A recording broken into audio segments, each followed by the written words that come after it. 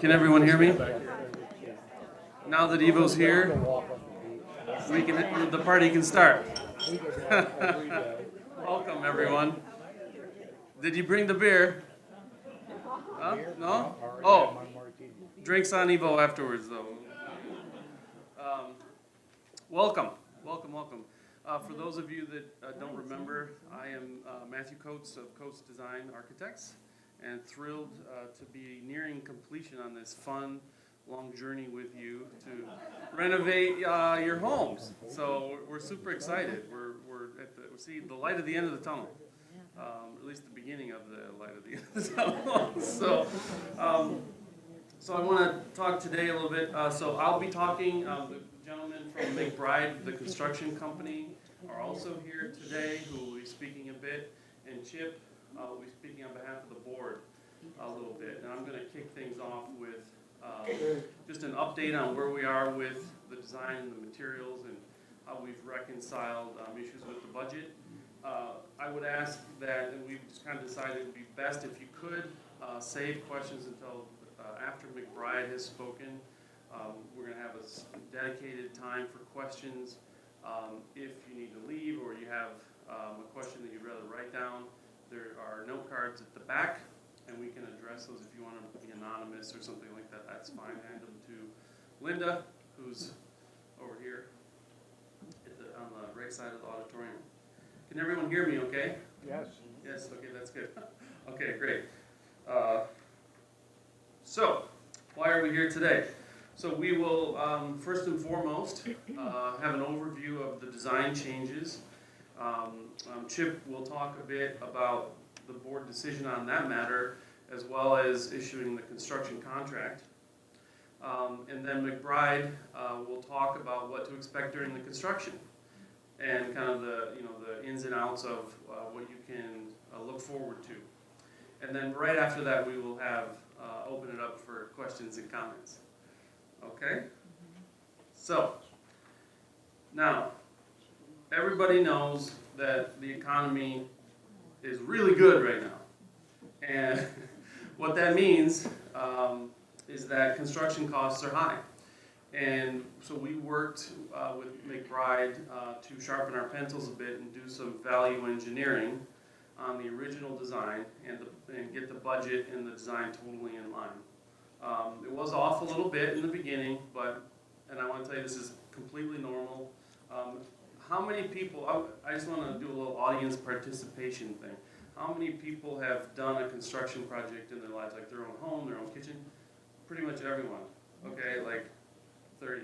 How many people's projects were completely on budget from the very beginning? 2? Yeah.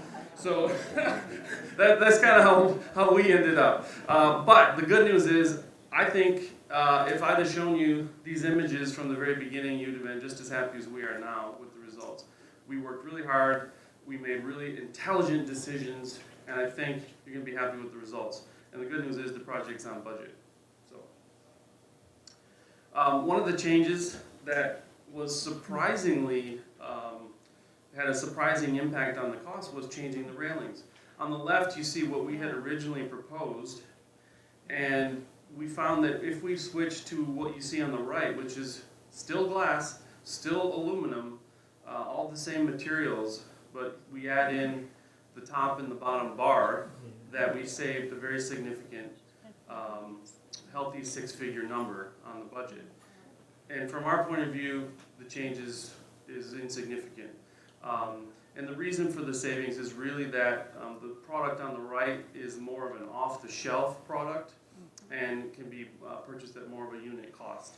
So it was easier to negotiate prices on that. Yeah, good. Thank you. In terms of the original siding, the result is fairly similar. If you recall, this was the original concept. We had a through color cementitious panel and a coated wood-like product. It's actually another type of cement board that had an epoxy coating on it that looked a little bit like wood. A little bit. And that's where one of the issues came up with the prices, we were working with McBride, and a lot of the subcontractors they were trying to find, you know, frankly, they're flush with work. And, you know, from a large, this is a fairly sizable project. And so to get a company that is good enough and big enough to execute this efficiently and expeditiously, it's a pretty big company. And most of those companies are busy with big projects in Seattle, and they're like, why should we come to the island? I mean, I'm putting words in their mouth, but their prices reflected that attitude, unfortunately. And so siding was one area that we got real creative and tried to save a lot of money, and we did. And so this is the result. It's a little flatter, but not that bad. What we're looking at are painted hardy panel, a grid of a light gray, and then a combination of the hardy plank, which is the horizontal pieces in the darker gray. And so, you know, it will result in some more maintenance, but with the money that was saved, you can get an awful lot of paint, trust me, a lot, for many, many years. So we think this is a very good solution. It's equally waterproof, it's cost effective, it's much easier to install, and we think that it's going to have a great solution down the road. And we believe that the look is very, very similar to what had been agreed upon before. I look forward to your comments afterwards. And then with regard to landscape, that was one other issue. We looked at the landscape budget, sharpened our pencils, and came to the conclusion that really what we really need to do is replace all of the areas that will be affected by this project. So all of the areas in green that you see all around the buildings, on both sides of all the buildings, this big area in the middle between the buildings, that is going to be a laydown area for construction, as well as adjacent to the carports.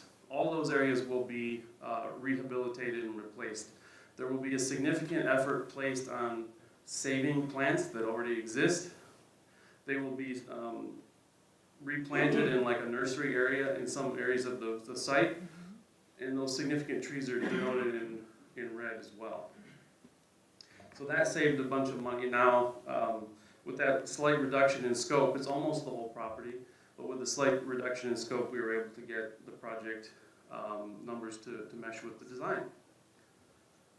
And with that, I'm going to hand it over to Chip, who will talk a little bit about making this decision final and moving forward with construction. All right, thank you. Thank you, Matthew. So I just want to take a quick second to update the committee on the board's involvement in moving forward to get contracts signed, which is, once that happens, the shovels come out, which is exciting. So most of the board members met with Matthew and his team to look at these value engineering concepts that were really necessary to try and get this project into budget to start with, because we certainly don't want to start out of budget.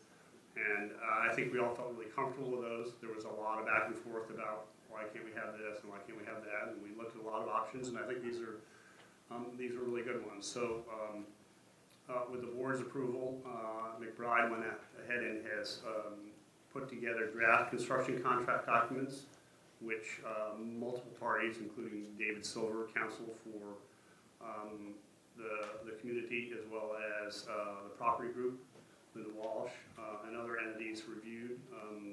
There are a handful of red lines that are left in those construction documents, and ideally, Linda, those are going back hopefully to David tomorrow for resolution in the contract, and we're really hopeful that early next week we can get a signing, get this thing going. So exciting. Thanks.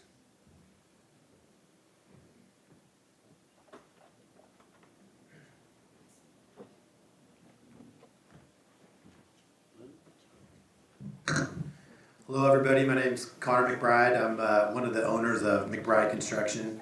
And as you just heard, we were selected to be the general contractor on your upcoming project. So just going to take a second to introduce our company and then introduce our project team. So for those of you that aren't familiar with McBride Construction, We're a general contractor. We've been in business since 1984, and we focus on building remediation projects, which basically entails exactly the type of project you have coming up. Is working on existing buildings that are generally occupied and often doing building envelope upgrades or repairs. So pretty much, very much like you just saw in those pictures. So for us, this is a project that we're very excited about and one that we have a lot of experience performing and doing similar projects. As a construction project team, this is kind of a high-level overview. There'll obviously be quite a few more people on site on a day-to-day basis, but from a high level, you have myself up there, and then as the project manager in charge of this project, you'll have Chad Eitloff, who is a project manager for McBride, and he's been with us for about 12 years now, coming from a construction background. After Chad, we have our lead superintendent. This is going to be the gentleman that you see on site, and probably the most frequent face you get used to, and that's Brad Haymore. And as a note, Brad's going to be celebrating his 20-year anniversary here with us on May 5th, so he's been with us for quite some time. His background is also in building remediation and building envelope projects, so I think the combination of Brad and Chad is going to be a great team for this project.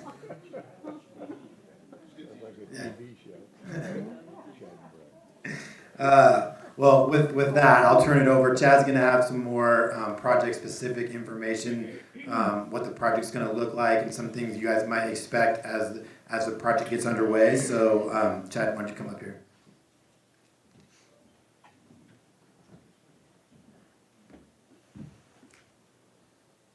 Hello, everybody. Hi. I'm going to take a second here to make sure I can figure out this laser pointer. There we go. Okay. So, I'm going to just talk a little bit about, I'm going to talk a little bit about what to expect once we start construction. But in general, this is kind of our keys to a successful project, and it basically is communication with project team. Communication is going to be crucial, and it starts with the homeowners, the HOA and the homeowners, the project managers and architects, the job foremen and workers. That plus quality control with all workers, which is our process of submittals, mock-ups, attention to detail in our inspection process. Communication plus quality control equals a successful project. So I know everybody's been waiting for this. When does my building start? When are you going to get to my certain items such as windows, replacement, and everything else? So this is a very big, broad overview of the project. But I wanted to at least show you guys tonight so you guys had an idea on when things are going to start. So in the next couple of weeks, we'll mobilize. And what does mobilization mean? That means that we're going to get connexes and trailers and other things set up on site. It also means that we're going to get ready for scaffolding. And so as you can see, we have building 2 starting beginning of June. So June 4th is the anticipated date as of today. Scaffolding will start, it will take 6 weeks. 3 weeks after scaffolding starts, we'll begin demo. And then I put on there as a note, our first anticipated window delivery date would be mid to late August. So again, I know you guys probably have a ton of questions on what exactly is going to happen, but it gives you guys a good idea on overall schedule. So building 2 would start June, it would finish up beginning of June of 2019. And building 1 would have a 4-month lag. It would start in early October and finish in early October of the following year.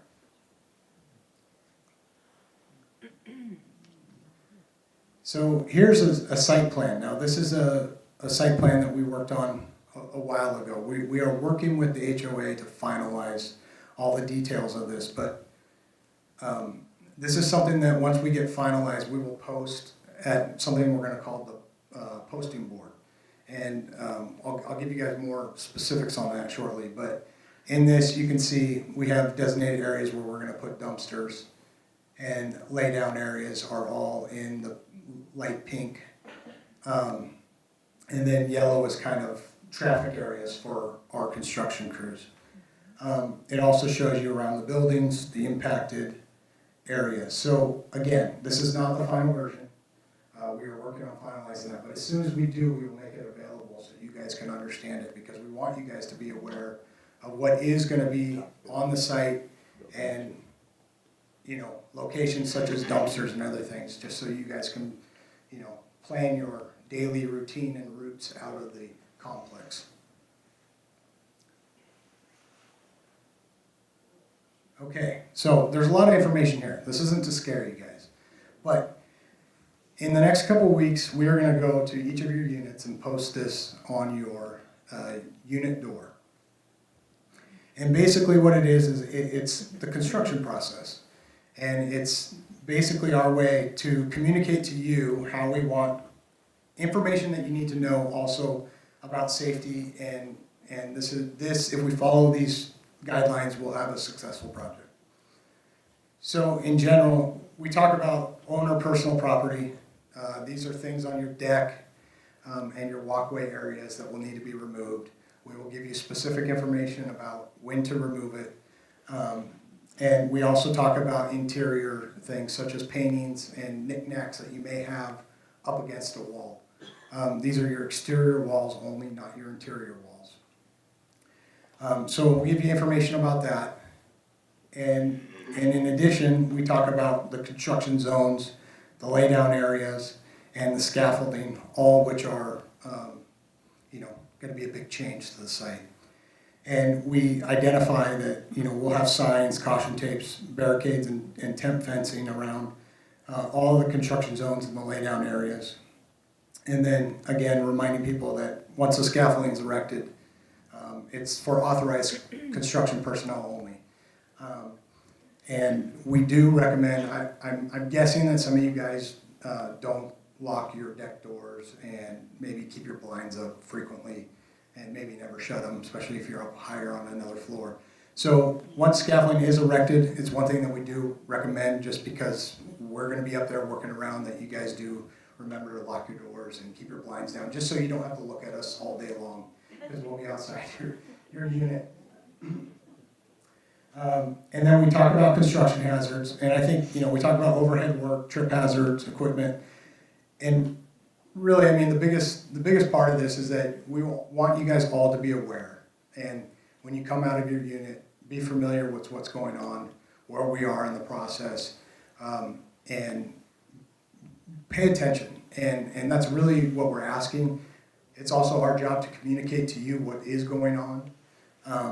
But a couple little notes that I would just add was construction activities can be an attractive for a curious child or even an adult, and they may want to investigate and wander off. Well, as soon as you stop paying attention to where you're walking, you could get into a zone that we're doing things such as demoing or other things. So we definitely just want to caution everybody to just pay attention around the construction site.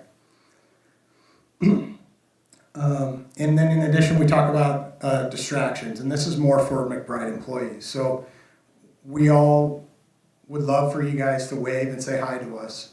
However, when we got workers going on, we really ask you guys not to be yelling and trying to get somebody's attention. There will always be somebody at the job trailer, and I'll get more into that detail about communication, but we just ask that you guys don't try to talk to the workers and don't try to wave them down, because it can be distracting. There's also, so the construction issues or questions, Brad Haymore, which we've already introduced, he will be on site in the job trailer every day. And basically, we'll talk about how to get a hold of him, but as you can see, we say email. I don't know if you can see it, sorry, it may be too small. But his phone number's up there and his email address up there. You guys will have that on multiple sheets of paper, so you'll always know how to get a hold of him. But we'll talk about when to get a hold of them and why you should and why you shouldn't. Keys. We're not going to really talk about keys today because we're working on fine-tuning that and making sure that we're all on the same page with the HOA. But more information to come on that. And then we have entry notifications. So this is the big deal for all you guys. And with the entry notifications, I'm going to go into more detail, but basically we do a posting board. And on that posting board, we will post it every Friday. And you will get your information for the following week, Monday through Friday, of what is going on specific to your unit. And again, I will go into more detail, and I'm sure you guys will have questions afterwards. So the other thing that I was going to note on this was our last little sentence, our paragraph here. We say, we at McBride Construction Resources appreciate your cooperation with us. Undoubtedly, we will have bumps in the road, but we welcome the opportunity to smooth things out. Please remember to email or drop a note in the project office mailbox with any questions you may have. I wanted to just say that because we're not perfect, and we are going to have bumps in the road. We are going to have, periods of time when things look like they won't get better, when we have, demo going on, sheathing coming off, and although we will do our best to keep everything clean and orderly, there may be some bumps in the road, and those things would be like a broken window during demo or things like that. And I just want to assure you that we'll rectify the situation, we'll get through it, and move on to the next thing, because this is going to be a long project. So we just ask that you guys be patient with us, and we work together as a team. Okay, so that was the first notice that you'll get, and you'll get that in a couple weeks. This one is the notice that you guys will get right before we start on your building. So building 2 would see this probably a week and a half before we actually get going. Now this is a little bit more specific. We give a kind of some reminders about removing things off of walls and what to do, and then some danger, or basically some notices again about being aware of everything that's going on. But most importantly, we have the note, tasks, and dates below. So we'll give you the building start date, and right now it's TBD, but I said June 4th. But we're still have some things to figure out. And then we'll talk about, we'll give you specific instructions of to have everything off of decks and entries by this date. And then all contents removed from exterior walls. And then we'll give you a date for the demo of the exterior wall finishes. Right now it says new WRB and siding, but we're a long way from that. So we will update this and get this to you guys, but this is right before. Chad, if I could just insert something. Yep. We'll work with owners on making sure that you've got the ability to get things off decks, walkways, and patios. And that's in the works, and we'll work closely with you to make sure that can happen if people need help or assistance, and we'll get places to store and so forth. So stay tuned on that piece, and we've gotten some information to date a little bit on that, and we'll continue working that issue very aggressively, particularly with building 2 in the next week or so. Thank you, Linda. Okay, so along with that, you also get some owner information form. And this is basically just some basic information, but I'll explain why we would like some of this information.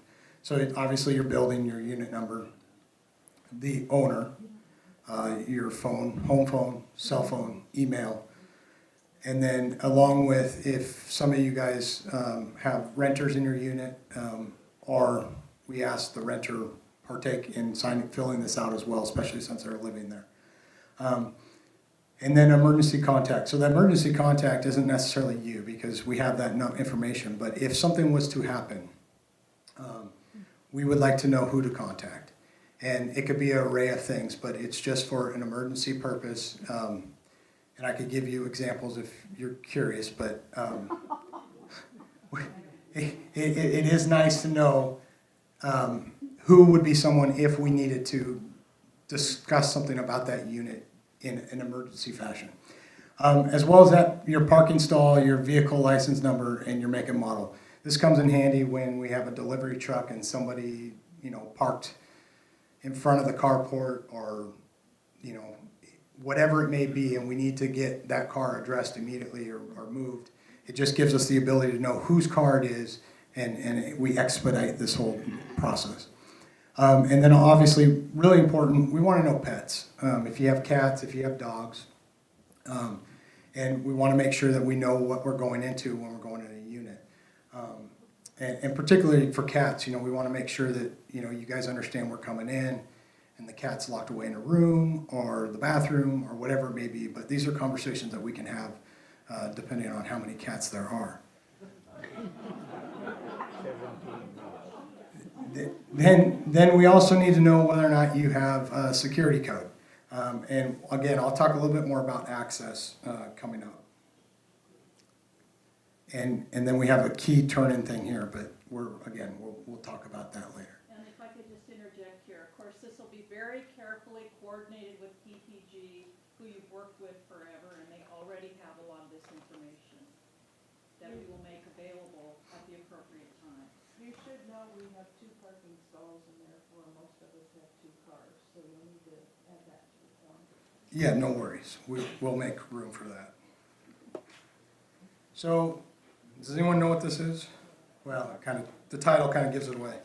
So, it's not going to look just like this, but this is just an example from another project. But I wanted you guys to just take a look, make sure that you guys knew what to expect to see. This is going to be our job trailer. This is where Brad and some of the other guys will be working out of. And again, the main reason why I wanted to show you a picture of this is just so that you guys could be aware. But also, we're going to have a mailbox on this thing. And that mailbox comes in handy for you guys to drop notes to us, especially after hours, if we're not there. And something's pressing you and you guys don't want to send an email or whatever it may be, you guys can come drop a note. And Brad will check that every morning and periodically in the afternoon. But normally someone will be there, so we wouldn't expect someone to use the mailbox. But I want to just let you guys know that will be there for you guys if necessary. And then this is the project posting board. So this is the really important part of the project. This is where you guys are going to find all your information.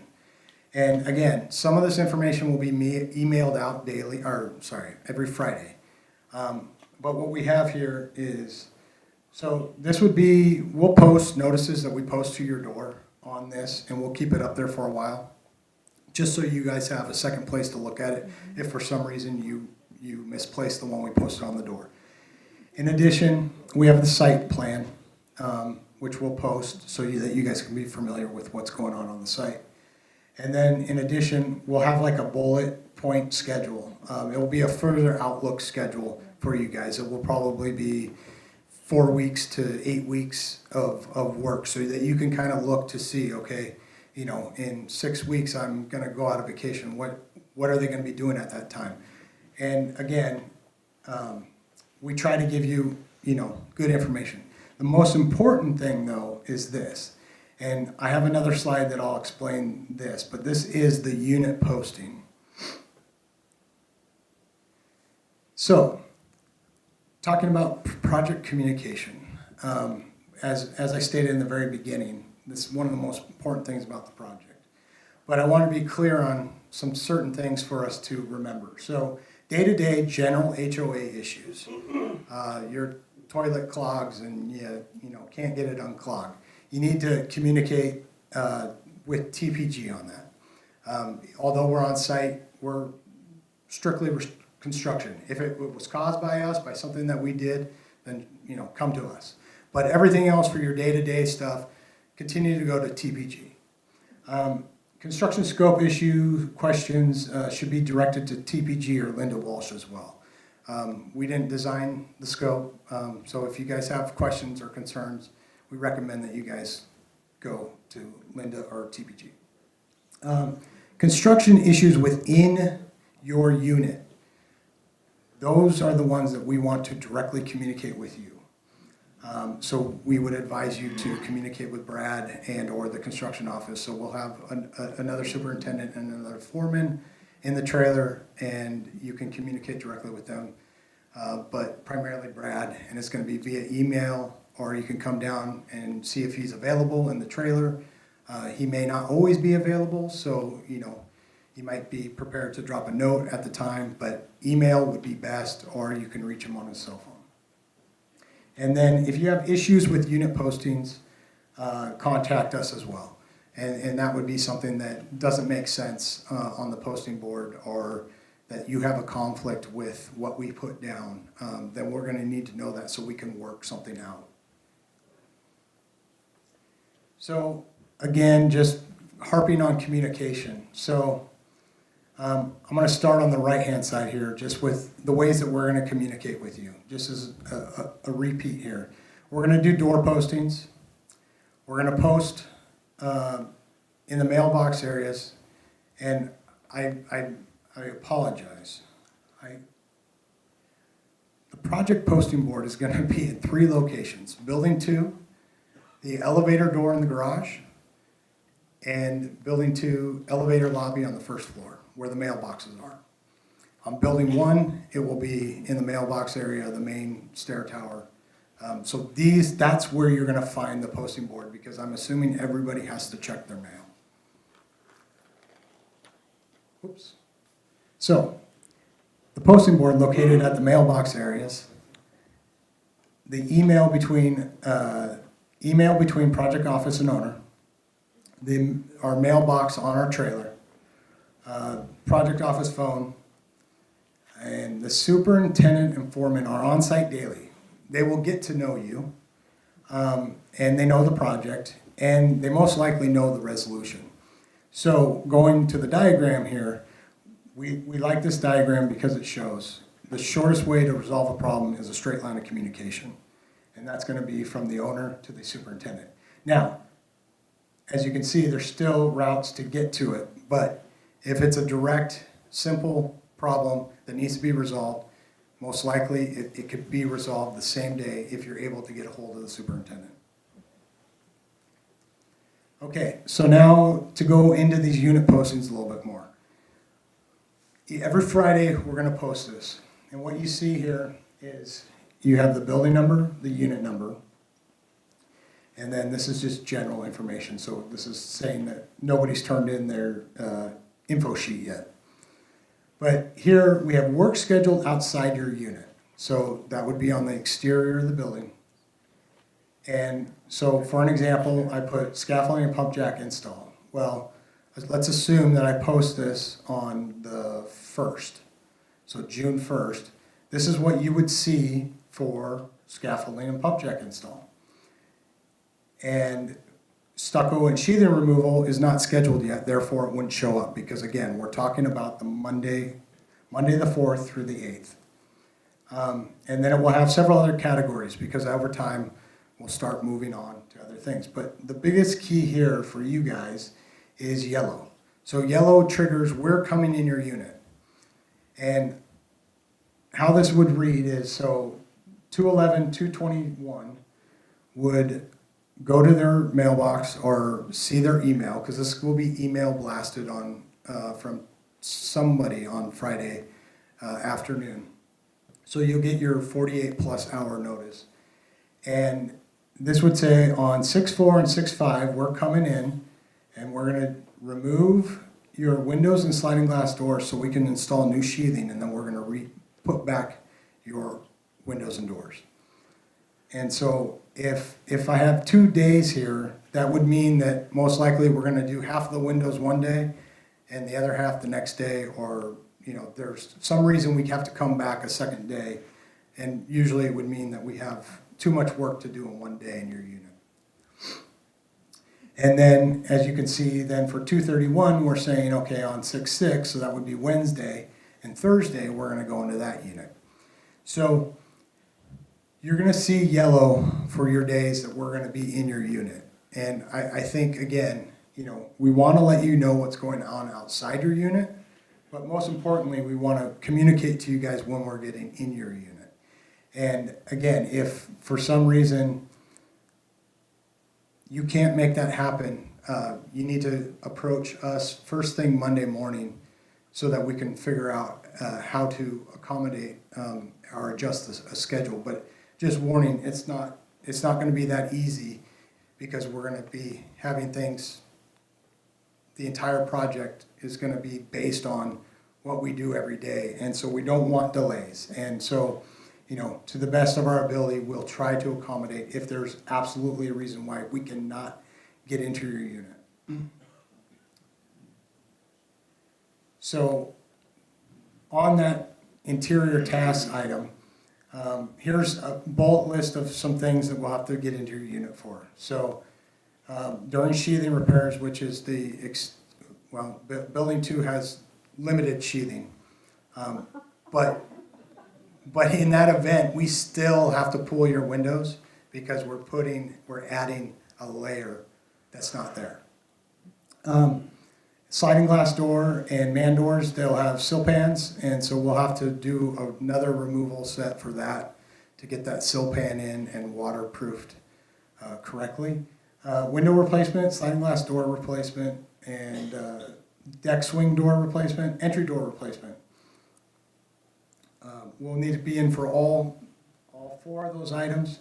And then in addition, we have some interior finishes scheduled, some vinyl trim, some sealant, some thresholds, some little things that we have to do after the window's done. So, and then we also have interior inspections, and that may happen sometimes up here as well.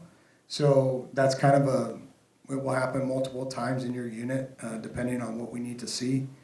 And then finally, there'll be the interior repairs, and that will be addressing like nail pops, cracks, and other construction-related damage. So I know everybody also wants to know, what is the site going to look like? So we have a picture here of a similar job on the waterfront in Kirkland. And what you see here is we have scaffolding and a little weather protection and some netting. And in addition, here's a laydown area. And now your building's not going to look exactly like this, but I wanted to kind of give you guys an idea so you could, not be shocked when you see what goes up. And as you can see, we have now up on the roof, it's a little different. This was a flat roof, but you see all these, I'm blanking right now, but yes, delineators. So you'll see a lot of these on the ground as well. Not on the roof for this job, but on the ground. And here's a picture of just looking back at the building. And so kind of at ground level. And then most importantly though, this is looking out your window. And so you can see there's some mesh here, but it's actually, pretty nice to look through. It's not too bad. But you will see the scaffolding and everything else.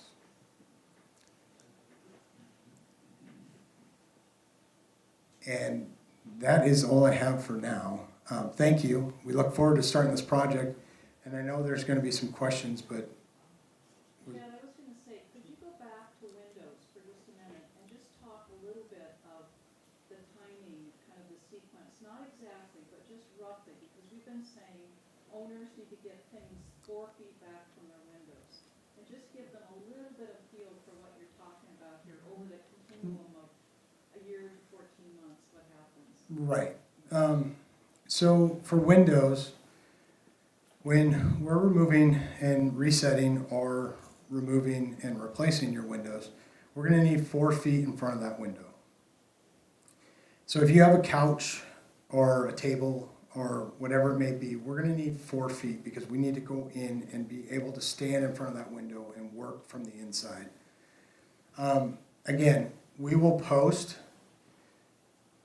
on the posting board for specific units of when we're going to come in and what we're doing, whether we're replacing or resetting your window.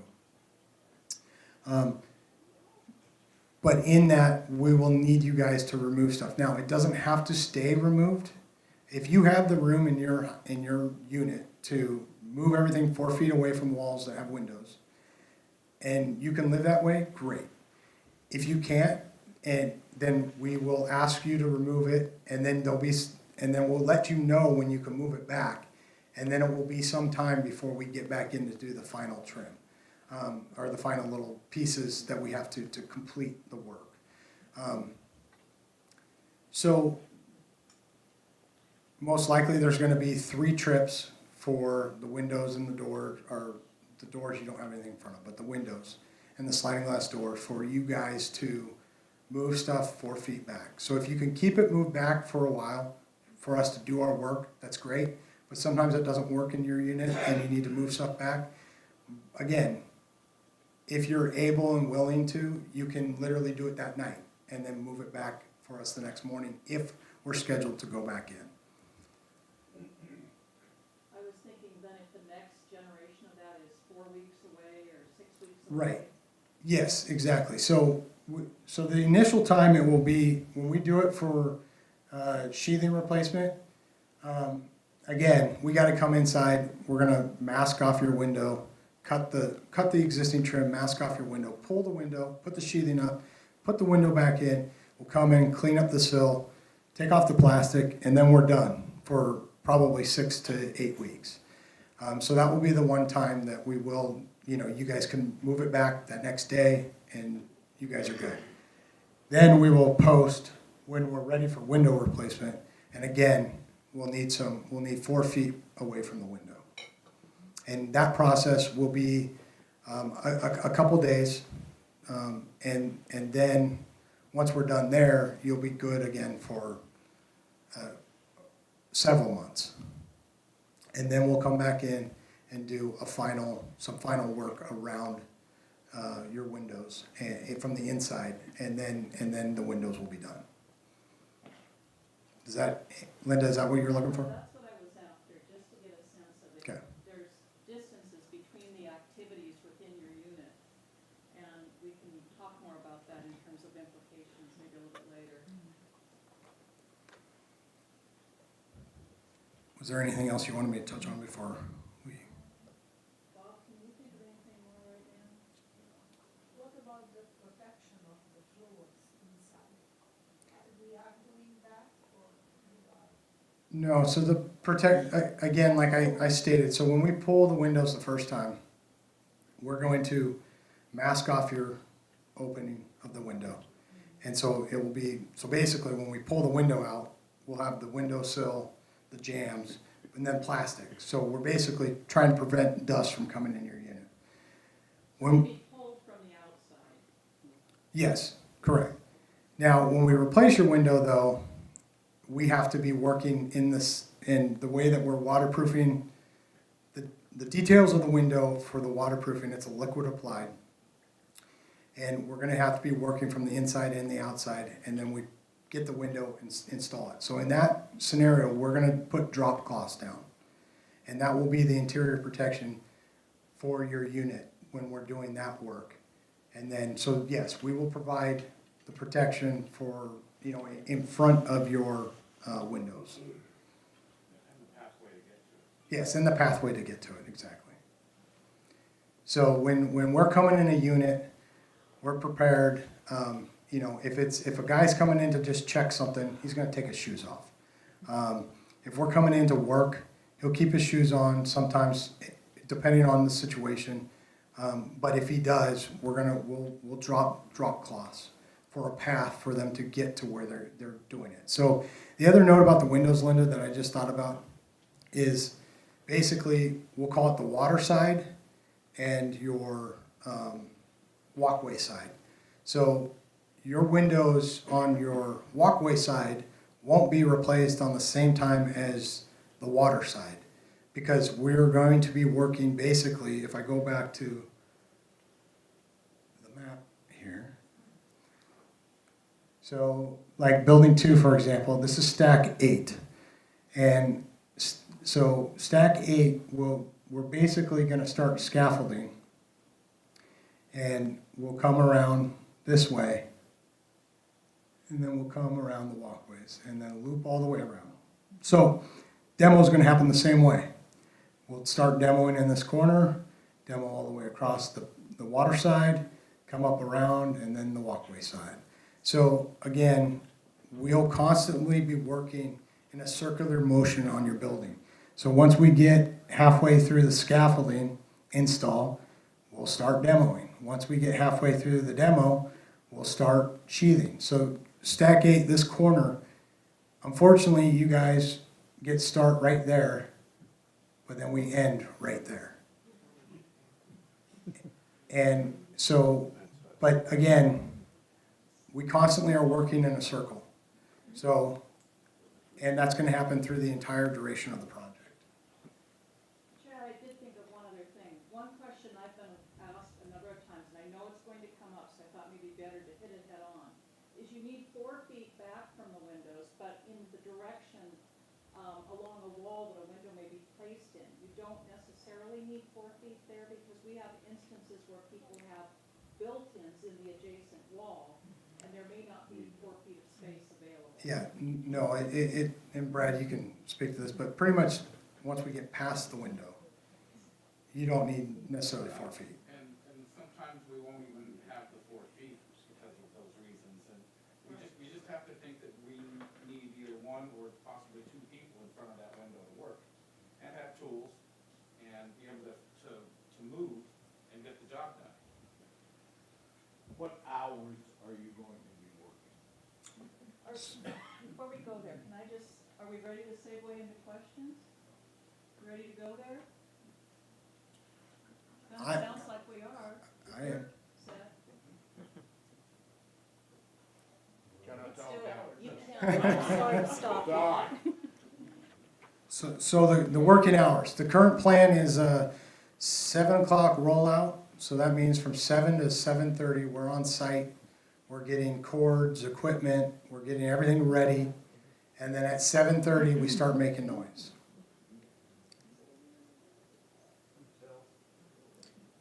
Until 9 o'clock at night. No. So if we start at 7:30, we're usually off site by at least 4 p.m. Yeah. Could you talk about window coverings a little bit, blinds, those sorts of things? Yeah. So when we come in, we'll remove your blinds. There's several different types of shades, and I have not been in everybody's unit, so kind of as we go into your unit, we'll learn a little bit about what exactly you have. If you have drapery or something that's on the inside of the wall, so outside of your, how do I explain this? Your windows right now are cased and wrapped in wood, right?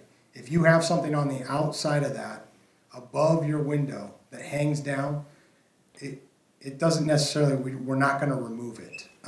If you have window shades that are within that area, then we will remove it and then we'll put it back. And to caveat that, we may discuss putting in some areas, putting some tent blinds or something. So we'll address some of that, but we will be removing the blinds and putting them back.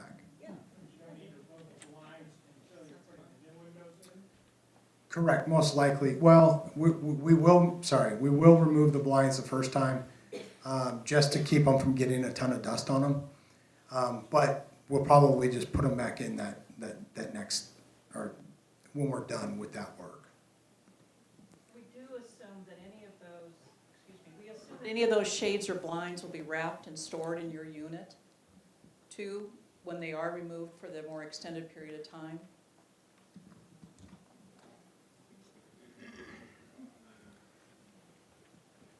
Linda, most of them won't fit, because we have different configuration windows. The question is, I'm sorry, Mary. Well, most of them won't be able to be replaced. In the case of building 2, a lot of those window coverings will still work. In the case of building 1, on the water side, the window coverings may not work in the future. Most likely won't.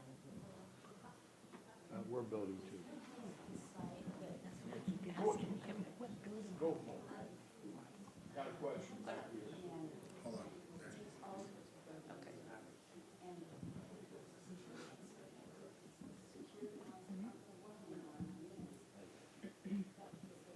Okay. She was asking about whether or not some of the materials, such as the window shades, could be given to Habitat and to Humanity if they were in a safe place that they could be picked up on site. We'll have to look into that. There's a question over the other side?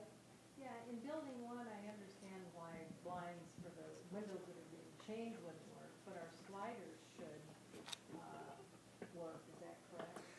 In our smaller windows? The question was, will the shade coverings for sliders still work in the future? And I don't have the answer to that.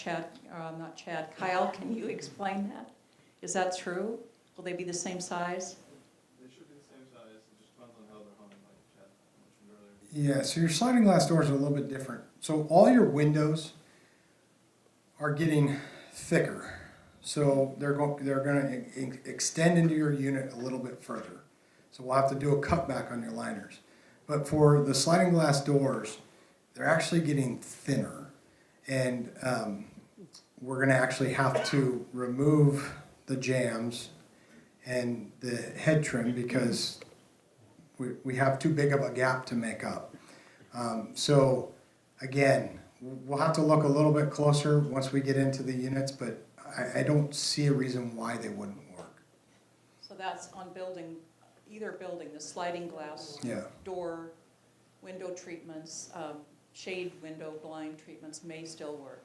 And probably the smaller windows on the back side of building one, because they're the, Yes, they're not changing. yes.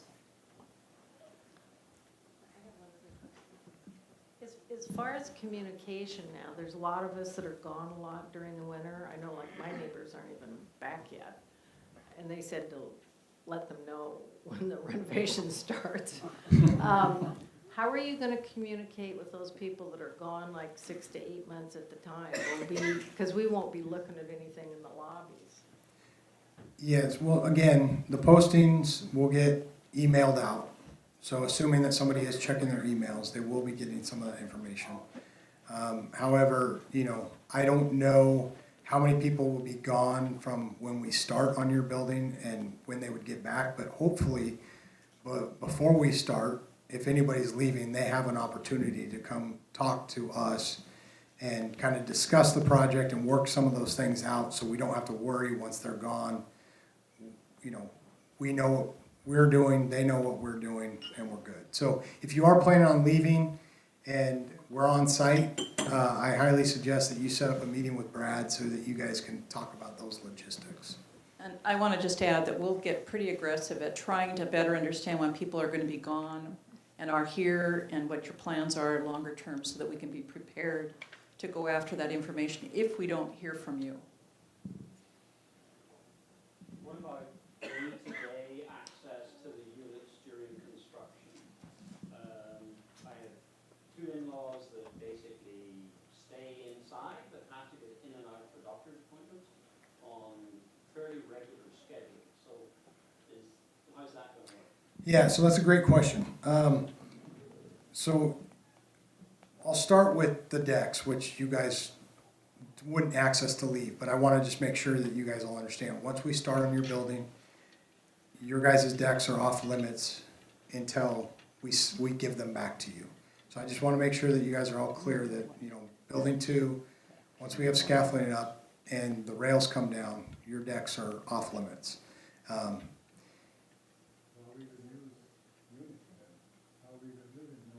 No, just the decks, the waterside decks.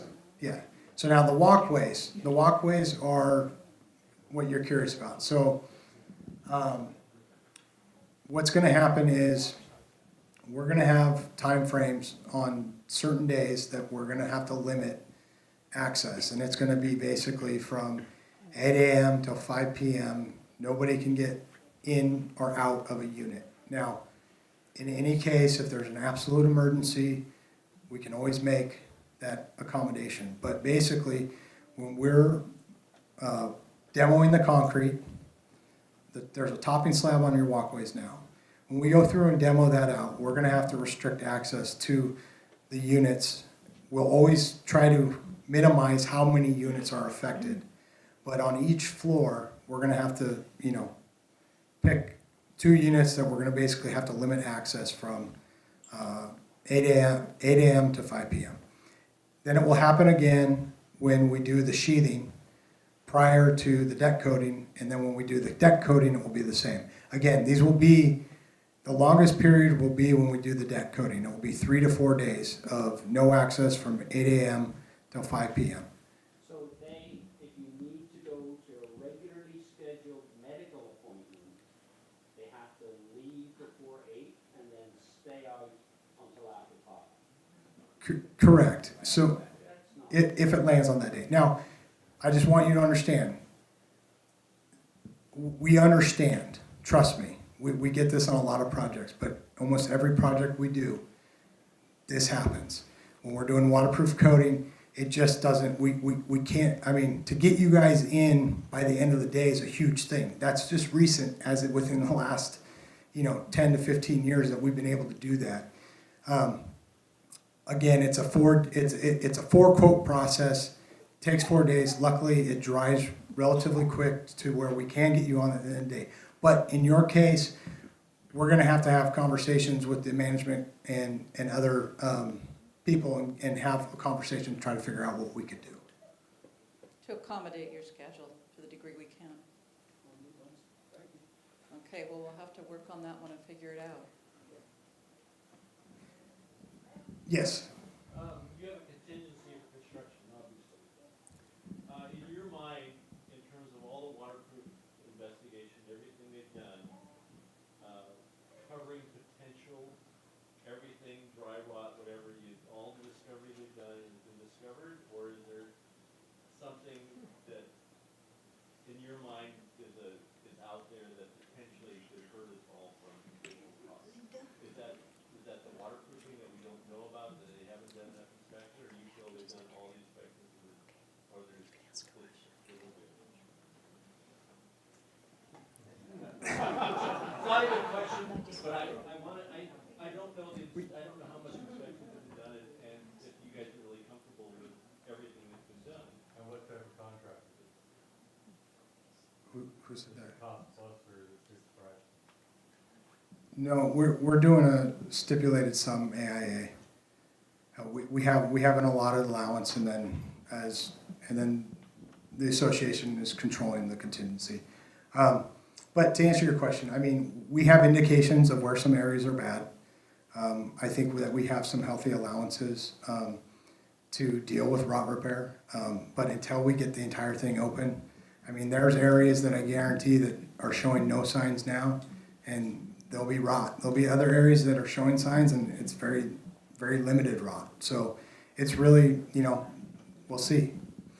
But we got to get it opened up. Okay, it's a concern that probably a lot of us are thinking about, because we don't know. And the worry is that the contingency fund is all gone because we don't know, but it's something you have to think about. Yeah. I'm a board member, and I just want to say that when we worked with the budget, we did not touch the contingency at all. Yeah.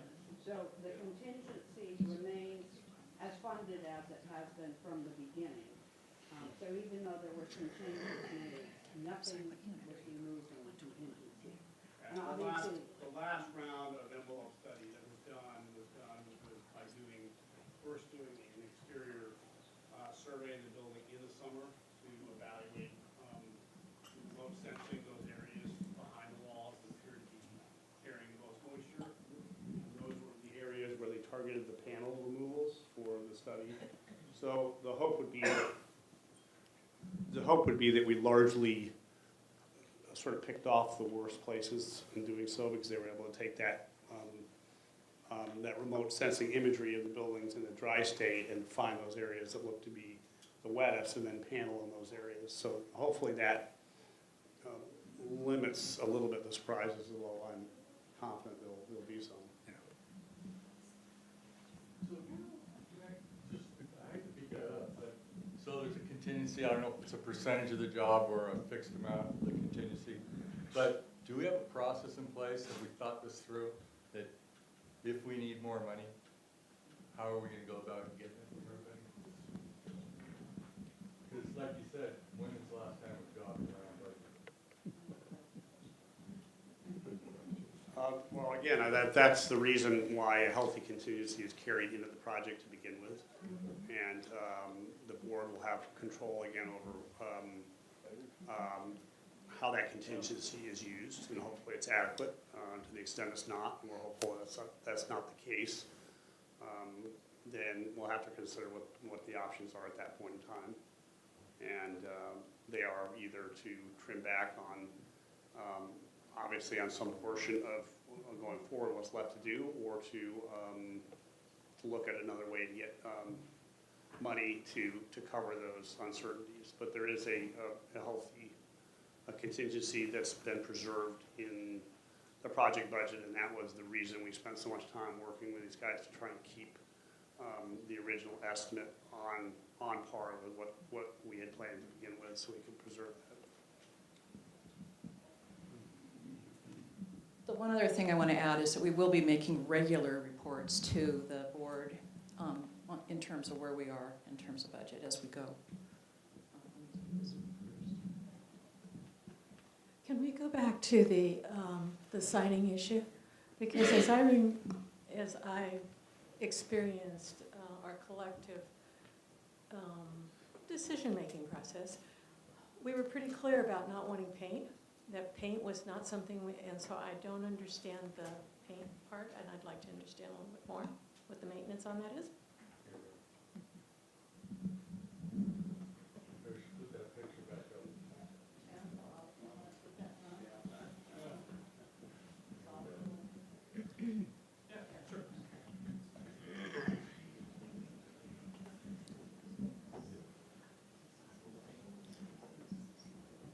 You're right. One of the initial goals was to have as little painted surface as possible. As it turns out, the products have higher installation costs because they have to be carefully handled. So you have to understand kind of the technicality of the product itself. The siding that we were using was the same siding we're using now.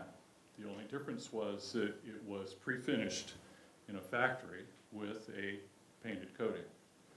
We're going to put it up and then we're going to paint it. I can tell you from my experience on other projects that I've done over 20 years ago, the paint sticks really well to hardy panel and hardy plank. It doesn't peel. What fails is the paint coating itself will chalk after about 15 years, but it still stays stuck beautifully. So it has great longevity. The product itself is rot-proof, insect-proof, so it's only that paint coating. The product that we had talked about initially required a clear seal coat about every 7 years, and this painted product that we're suggesting now requires repainting in about 7 years. So they're very similar. It represents good longevity, it has good appearance, and it really is a good choice for what we had to arrive at a budget point. Now, does that answer your question? Yes. Can I just ask though, the color we all chose was much darker, this looks like our building right now. And I'm just wondering if there's going to be additional process now that we're working with a different material to get back closer to, I don't know if we have that slide. Right, slide, just to sort of show where we had been. A little bit different. Matthew, you want to talk about colors?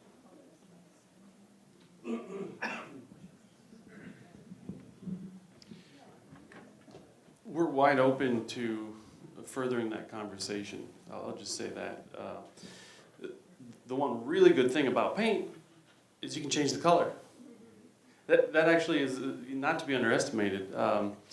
And so if there is a desire to further the conversation about paint, the good news is not only can you change it, but we have a long time before we have to make that decision. So many months will go by before we actually have to pick that color. And so if the board deems it appropriate, we can have separate sessions to try and look at different color schemes. I'm wide open to that. Did you just say that either we paint 15 years or we reseal in 7? Repaint. Repaint. Either way, 7 years. Okay. It just looks better, this one, that texture and radiation of the color. I like the picture too. Way better.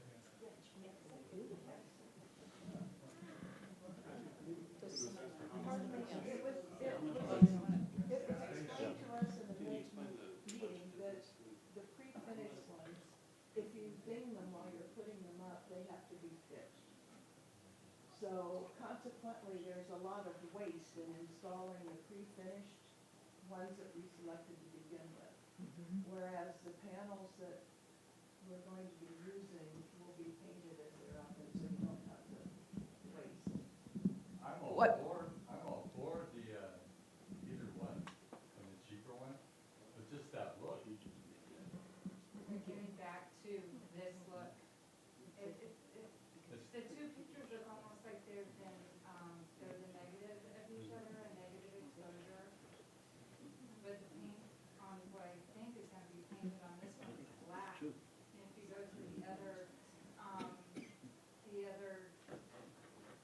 slide, it looks more gray rather than black. Does that make sense? I think the bottom line is we can continue to study the color issue, and maybe even our slides haven't gotten as close to where it might end up being, but we can continue to study that with panels up close and whatnot, and look at those color schemes further and have time to do that. The important change that we had to make here for cost considerations was the panel material and the planking material.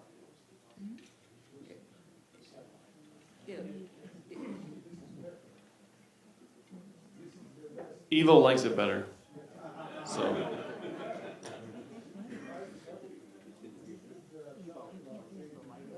Yeah. The reality, the unfortunate reality, if you like the other one better, is that we're talking about a several $100,000 savings. You can buy a lot of paint for that. That keeps our maintenance costs high. It's a heck of a lot lower than what it is now. I promise you that. Yeah.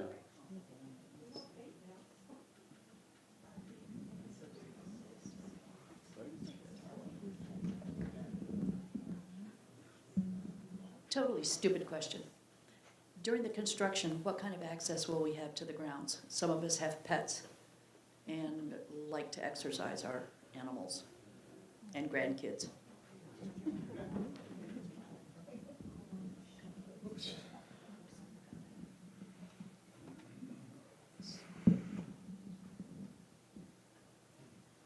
So, the pool.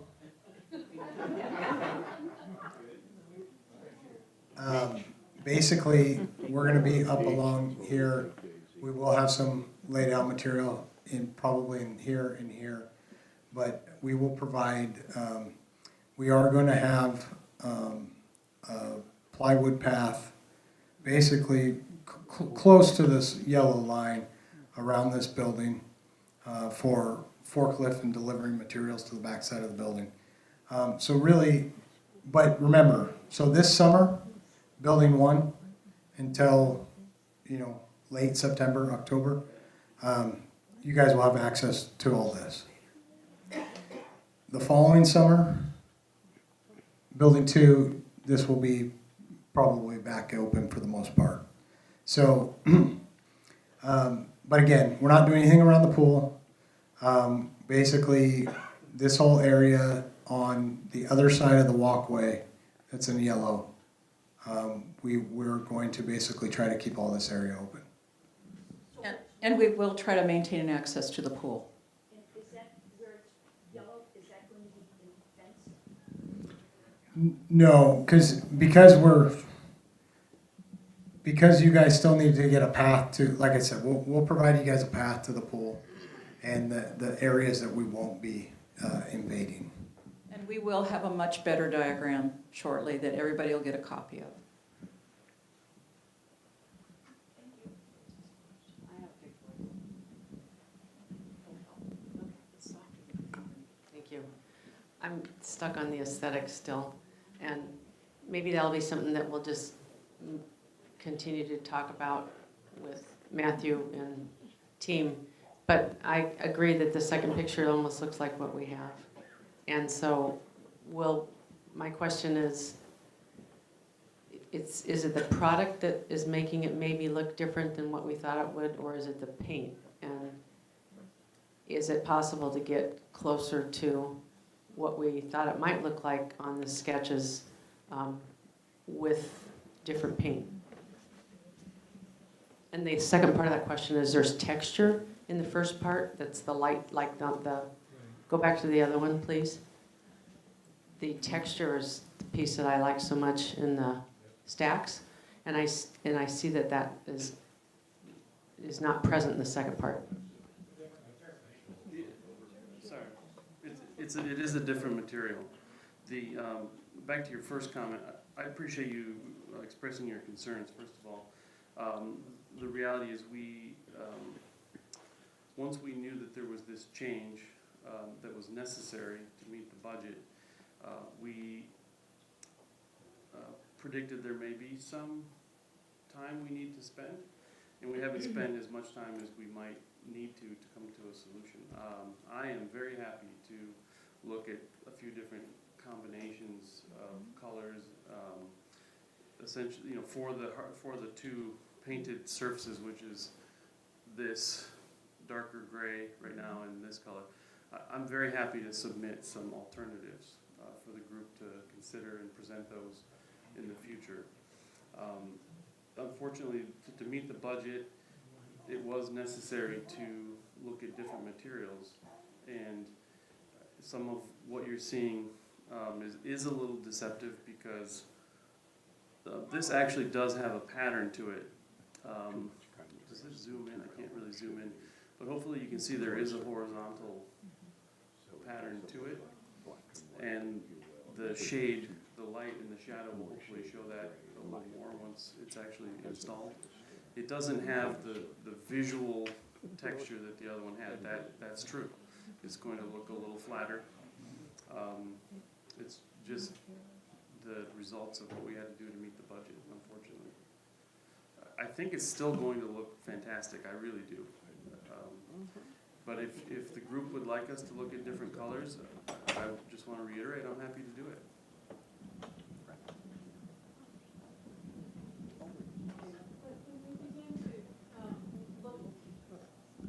But if we have an opportunity or we continue along this path, the deck, our balcony, the glass is going to look quite different with that, with the other, with the railings. Thank you. This actually does have the Is that the horizontal railings? piece Okay, in there. good. It'll look really similar to that, actually. Okay, because that looks pretty, a lot more open than the picture we saw. It's the same, right? I mean, the space down here is the, Hmm? It's not in, Okay. top and bottom rails are not. right, on this, the system that, here, I can go back to it. So you can see the verticals are a little bit wider than the horizontals. And to be honest, I don't think this is the best view of it because you're seeing some of the bottom of the top rail, but they actually are much thinner than the verticals. Well, the picture looks like there's a space between the glass and the frame. Yes, I think that's what Gay went back to. that's fair. That's a fair correction. The amount of time that would take is not worth the benefit in this. I mean, it would just take a ton of time, so that's probably why we didn't focus on the glass space. But, can we? This has a more use your modern imagination? look, this just has a more modern Okay. look, and I think it's gonna be a different look, with the, yeah, So, You guys get it, right? It's that horizontal gradation okay. that's on the stack, and on that wall to the part of the This. stack is. It's just the difference between it looking like it does now and the updated version. That's my opinion. We understand that. yeah, I appreciate that. And again, it was a budgetary Yep. decision. And I do have to remind you that when the vote was taken way back by the ownership, it was very close between the two railings in terms of choice or preference. Not the railings, I'm talking about the two glass Yeah, right. forms. Yeah, the railings, that's one thing I figured. Yeah, He was referring to the siding. oh, the siding, I'm sorry. I Any heard other one more questions? question with regard to parking, and I just want to tell you that we are working on that and looking for both contractor vehicle parking, construction vehicle parking, and make sure that we're accommodating ongoing need for visitors and other people coming from and to the residences. And one of the things that we're going to be asking all of you to work with us, for those people in particular that only have one vehicle or don't use both of your stalls, that we are hoping that we can work closely with that group of people to make those available on an as-needed basis for either visitor parking or to help us accommodate some of the vehicles that we're going to need to be moving around the site to still have adequate spaces for everyone during the entire construction period. We're also working with the ferry system to hopefully put some construction vehicle employee vehicles over there, and are looking at the possibility of even putting some on Harborview Drive in parallel parking to accommodate sufficient parking on site and during the entire construction period. The scaffolding and the netting on each building, will that be approximately a year? Will that be out for about a year on each building? Yeah, I think it's. We're gonna, where am I going with this? So basically, once siding's done, we will, start to take down the netting and everything else so the painters can come in and paint. But again, this building, based on weather, will be early, probably spring next year that we'll paint. So for the most part, you'll have scaffolding up for the good part of 10 to 11 months. Will we be able to open our windows to ventilate our units? Yeah, so, yeah. We almost got out of here without talking about this. So basically, when we demo, the building becomes exposed. And granted, we have to take precautions to make sure that the wall doesn't get wet. The last thing we want to do is get the backside of your drywall wet from driving rain or whatever conditions there are. We will have the entire building at one time basically plastic, covering all your window openings. We highly recommend that you do not open the window and cut the plastic, because that requires a bunch more work for us. And in essence, we have to ask for more money. So we would prefer that you guys don't cut the plastic, but you will have it in the summer months. When it gets really hot out, we'll do everything we can to make some provisions and make things available for you guys. If you guys do have air conditioning, portable air conditioning units in your, I don't know if you're even allowed to. Is that, okay, so you're not, okay. So we'll have to work something out. Last thing we want to do is, we're already gonna make you guys miserable. We don't wanna make you even more miserable. So we'll see what we can figure out. I don't understand what the answer to the question was. What's, A yes or a no, will we be able to open the windows? no, currently no. For a year. No, that's not exactly true. So once we demo the building, you will not be able to open your windows until the new units are in. And basically, once we get paper on the building, the weather resistant barrier will go on. As soon as that's on, plastic comes off. Again, we highly recommend that you don't open your windows, only because there's a chance to get dust and debris in your home, because the screens won't be up until the end of the project. And again, as long as scaffolding's up and you open your window at night, a breeze comes through, there's gonna be some fine dust, and everything on the scaffolding. So we highly recommend that you don't, but ultimately, once we get WRB on and we pull all the plastic off and there's siding on your unit, technically, yes, you would be able to open your window at that point.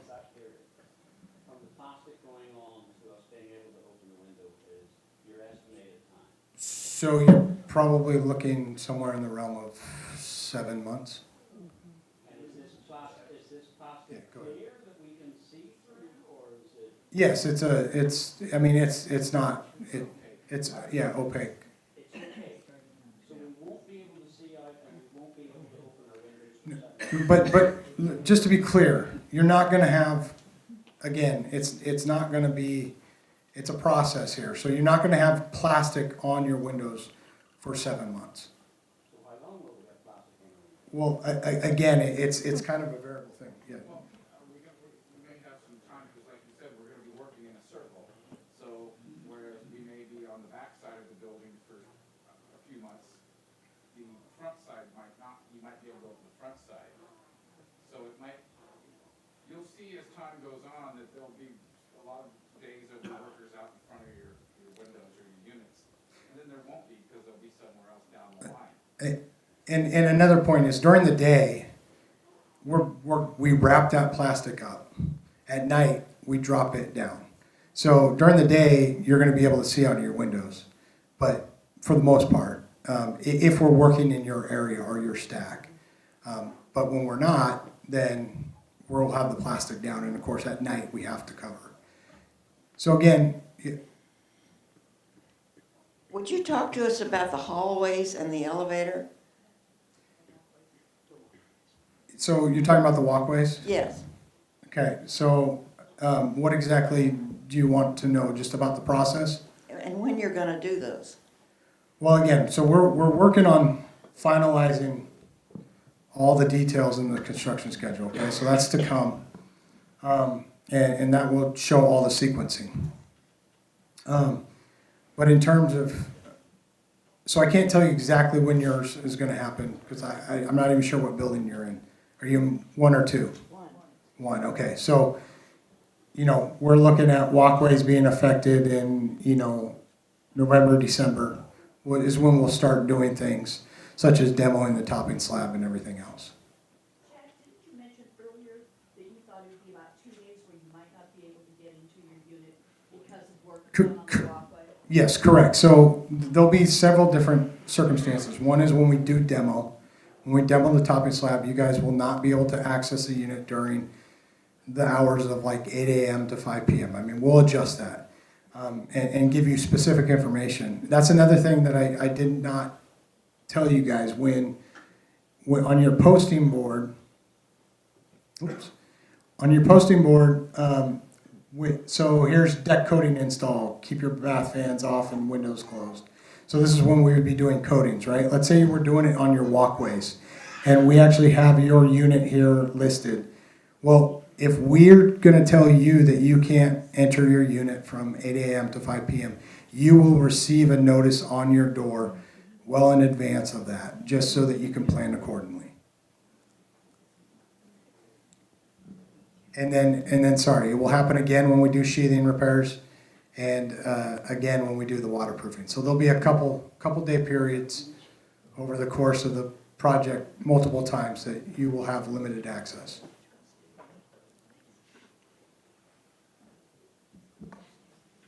I'm a board member. My name is Karen Conley. It's my understanding that the people involved in this will be here for a while after we finish the general meeting. So on behalf of the board, I want to thank all the people who are here tonight to answer the general questions. And if you have a specific question that didn't get answered, feel free to ask the appropriate person up there. It was a very thorough presentation. Thank you. Thank you. We look forward to starting, guys.